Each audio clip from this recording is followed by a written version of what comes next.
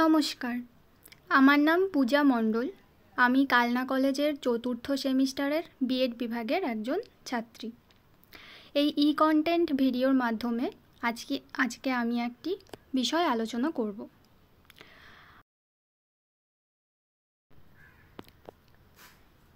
Content video বানানোর জন্য আমি অষ্টম শ্রেণীর বাংলা ভাষা চর্চা পাঠ্যপুস্তক থেকে বিশেষ্য পদ ও তার শ্রেণীবিভাগ এই বিষয়টি নির্বাচন করেছি।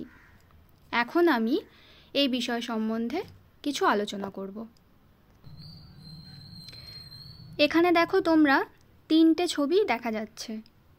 প্রথম ছবিতে আছে একটি বাঘ, দ্বিতীয় ছবিতে আছে একটা গরু এবং তৃতীয় ছবিতে আছে একটা মন্দির। এই যে বাঘ, এই বাঘ এটা কি? একটা পশুর নাম, তাই তো? গরু এটাও একটা পশুর নাম, আর মন্দির এটা হচ্ছে একটা জায়গার নাম, মানে যেখানে আমরা পূজা অর্চনার জন্য গিয়ে থাকি। তাহলে এই যে বাঘ, গরু আর মন্দির, এই তিনটে কিন্তু একটা হয় কোনো পশু বা কোনো জায়গার নাম বোঝাচ্ছে। তাহলে বিশেষ্যের সংজ্ঞা কাকে বলে? দেখো, কোনো কিছুর নাম অর্থে বিশেষ্য ব্যবহৃত হয়, অর্থাৎ এর একটি বৈয়াকরণিক সংজ্ঞা আমরা জেনে নিতে পারি। সংজ্ঞাটা কি না, যে পদের দ্বারা ব্যক্তি, বস্তু, জাতি, গুণ, কার্য, সমষ্টি ইত্যাদি নাম প্রকাশিত হয় তাকে বলা হয় বিশেষ্য পদ। ইংরেজিতে একে বলা হয় নাউন। আচ্ছা, তাহলে এর উদাহরণ কি? উদাহরণ হলো ছাগল, সোনা, সেলিম, বাঙালি, গোলাপ, মুম্বাই, সমিতি ইত্যাদি।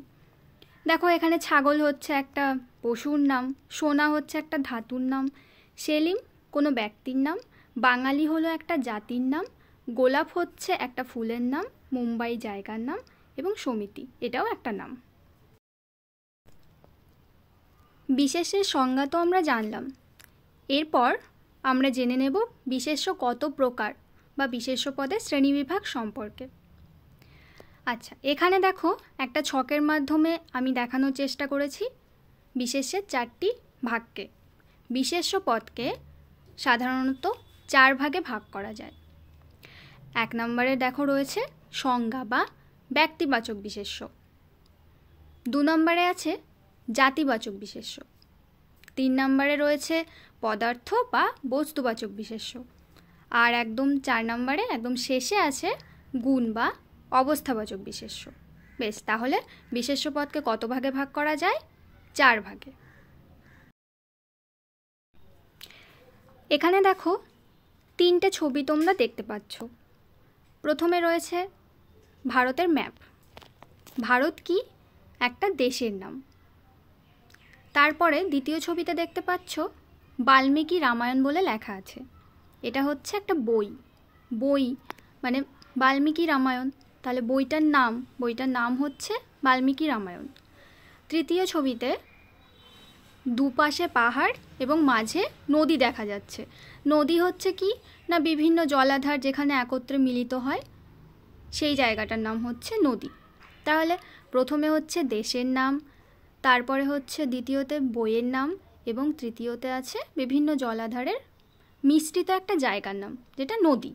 তাহলে এই 3টে ছবির মাধ্যমেও কিন্তু কোনো না কোনো জিনিসের নাম বোঝাচ্ছে। বেশ, ব্যক্তি বা সংজ্ঞাবাচক বিশেষ্য, এর সংজ্ঞাটা তাহলে আমরা এবার জেনে নিই। যে বিশেষ্য পদ ব্যক্তি, স্থান, নদ নদী, পাহাড় পর্বত, সমুদ্র, গ্রন্থ, মন্দির, রাজধানী, দেশ ইত্যাদি যে কোনো নাম সুনির্দিষ্ট করে একমাত্র বুঝিয়ে দেয় তাকে সংজ্ঞাবাচক বিশেষ্য পদ বলে। এর উদাহরণ দেখো, বঙ্কিমচন্দ্রকে সাহিত্য সম্রাট বলে। এখানে বঙ্কিমচন্দ্রকে হলো ব্যক্তি বা সংজ্ঞাবাচক বিশেষ্য। গঙ্গা হলো একটি নদী, এখানে গঙ্গা।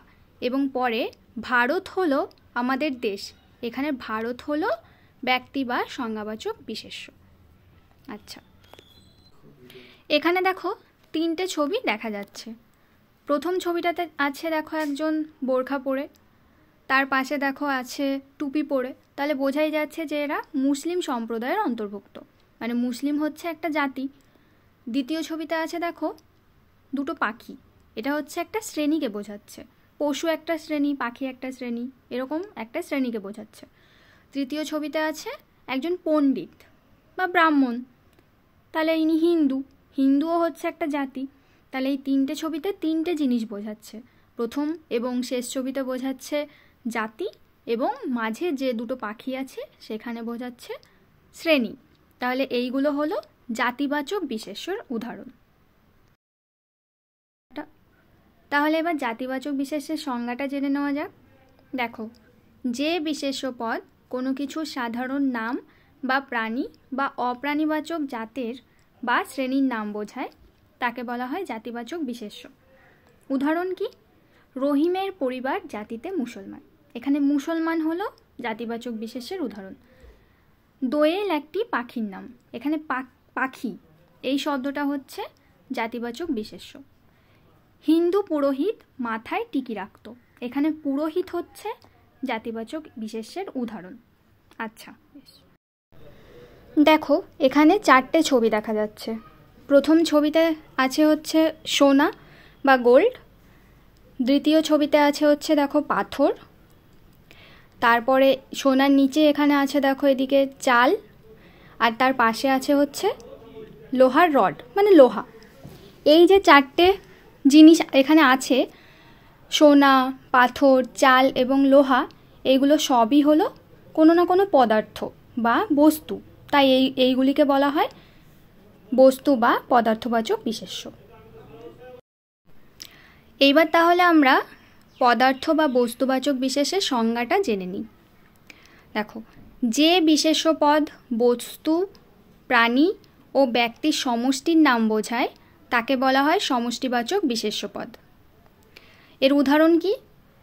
দেখো, 1 নম্বরে আছে হচ্ছে সোনা হলো খুব মূল্যবান, এখানে সোনা এটি হলো একটি বস্তু, তাহলে এটি বস্তুবাচক বিশেষ্যের উদাহরণ। তারপরে আছে পাথর খুব শক্ত হয়, এখানে পাথর, এই পাথর হলো পদার্থ বা বস্তুবাচক বিশেষ্য। চাল দিয়ে ভাত রান্না হয়, এখানে চাল হলো একটি পদার্থ, তাহলে এটি হলো একটি পদার্থ বা বস্তুবাচক বিশেষ্যের উদাহরণ। এখানে দেখো তিনটে ছবি দেখা যাচ্ছে। প্রথম ছবিতে আছে একটা বাচ্চা শিশু, সে হাসছে, তাহলে এই যে হাসছে এটা হচ্ছে আমাদের মনের একটা ভাব বোঝাচ্ছে সেখানে। দ্বিতীয় ছবিতে কি আছে, যে একটা মা এবং তার বাচ্চাকে সে কোলে নিয়ে আদর করছে, এই যে আদর করছে এটাও কিন্তু মনের একটা ভাব বা গুণ। আচ্ছা, তৃতীয় ছবিতে আছে একটা বাচ্চা ছেলে, সে কাঁদছে, এই যে কাঁদছে এটাও কিন্তু আমাদের মনের একটা ভাব প্রকাশ করার একটা দিক। তাহলে এই তিনটে ছবির মাধ্যমে কি বোঝাচ্ছে, আমাদের কোনো একটা মনের ভাব বা গুণ সেগুলো প্রকাশ পাচ্ছে। তাহলে এইগুলি হচ্ছে ভাববাচক বা গুণবাচক বিশেষ্যের উদাহরণ। তাহলে আমরা এবার গুণবাচক বিশেষ্যের সংজ্ঞাটা জেনে নিই। দেখো, যে বিশেষ্য পদ কোনো বিশেষ ভাব, ব্যক্তি বা বস্তুর গুণ বা ধর্মের নাম নির্দেশ করে তাকে গুণবাচক বা ভাববাচক বিশেষ্য বলে। এর উদাহরণ কি? দেখো, শিশুর সরলতার তুলনা হয় না, এই যে সরলতা এটা একটা গুণ বা ভাব, তাহলে এটা হচ্ছে গুণবাচক বিশেষ্যের উদাহরণ। তারপরে আছে মায়ের ভালোবাসা পৃথিবীর শ্রেষ্ঠ ভালোবাসা, এই যে ভালোবাসা এটাও একটা আমাদের ভাব বা গুণকে বোঝায়, তাহলে এটাও হলো গুণবাচক বিশেষ্য। তারপরে দেখো আছে শিশুরা দুঃখে কান্না করে, তাহলে এই যে দুঃখে এটা হচ্ছে একটা মনের ভাব বোঝাচ্ছে, এটাও তাহলে গুণবাচক বিশেষ্য।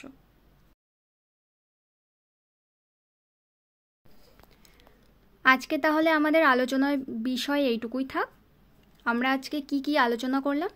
বিশেষ্য এবং তার শ্রেণীবিভাগ, তার 4টে শ্রেণীবিভাগ সম্পর্কে।